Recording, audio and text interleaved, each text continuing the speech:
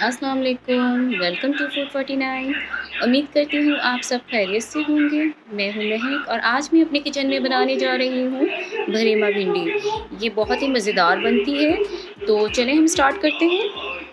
यहाँ मैंने ली है आधा किलो भिंडी और इसे मैंने पहले धो के सुखा दी थी और अब ये सूख चुकी है। तो मैंने ये छोटे साइज़ की भिंडी ली है क्योंकि छोटी साइज़ की जो भिंडी होती है ज़्यादा मज़ेदार बनती है। तो अब हम इस भिंडी को जो है इधर बीच में से इसको काट देंगे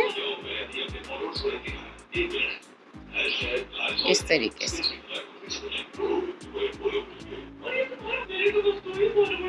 इस तरीके से हमने इसको काटनी है। तो मैंने यहाँ पर लिए एक बड़े साइज़ की प्याज और इसे मैंने इस तरीके से काट लिया है। ये मैंने लहसुन लिया था, छोटी गांठ ली थी लहसुन की और इसे मैंने छील लिया है। और ये अदरक मैंने इस साइज़ का, इतने बड़े साइज़ का लिया था और इसे मैंने काट लिया है। तो अब ये सारा जो प्याज, लहसुन, अदरक में ये सब चीज़ें जो है ब्लेंडर में डाल के इसे सबको ब्लेंड कर लूँगी। मैं इन सबको एक साथ ब्लेंड करूँगी। तो चलिए हम इसे ब्लेंड करते हैं। बिस्मिल्लाहिर्रहमानिर्रहीम। यहाँ मैं 1 कप ऑयल डालूँगी। ये हमारा ऑयल गर्म हो चुका है। तो अब मैं ये जो मैंने प्याज, अदरक, लहसुन तीनों चीज़ें डाल के मैंने पीस लिया था, ये अब इसमें शामिल करूँगी। इसको मैं 1 मिनट तक पकाऊँगी। अब मैं यहाँ पे डालूँगी 2 टेबलस्पून पिसा हुआ धनिया,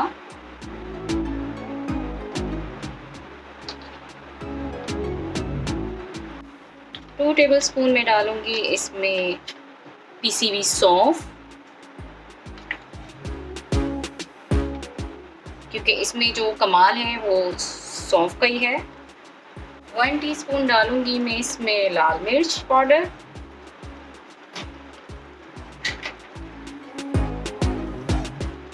हाफ टी स्पून डालूँगी मैं इसमें हल्दी पाउडर और हस्बे ज़ायक़ा इसमें मैं डालूँगी नमक।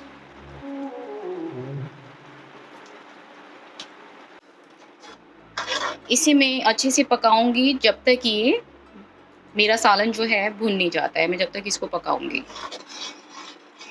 बिस्मिल्लाहिर्रहमानिर्रहीम। यहाँ देखिए हमारा जो है वो सालन रेडी हो चुका है, भुन चुका है हमारा सालन और ऑयल भी आप देख रहे होंगे ऊपर आ चुका है। तो अब हम जो है ये फ्लेम जो है वो ऑफ करते हैं। यहाँ जो भिंडी हमने काट के रखी थी, सेंटर में से हमने इसको काटा था। तो अब इसे हम इसमें मसाला डालेंगे।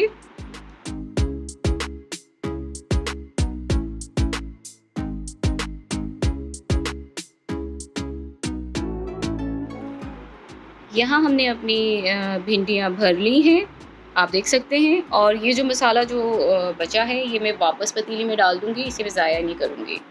तो चलें अब हम अपनी भिंडियों को पकाते हैं। फ्लेम जो है वो मैंने बिल्कुल लो हीट पे रखना है क्योंकि भिंडी में पानी नहीं डलता है, तो इसे सिर्फ हमें दम पे पकाना है।